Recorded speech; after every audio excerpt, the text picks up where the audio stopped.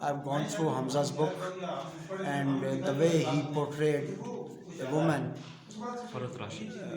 is Farad is really a player to read Hamzah, and the metaphors and the free association of thought got me, and I read all the book in one sitting.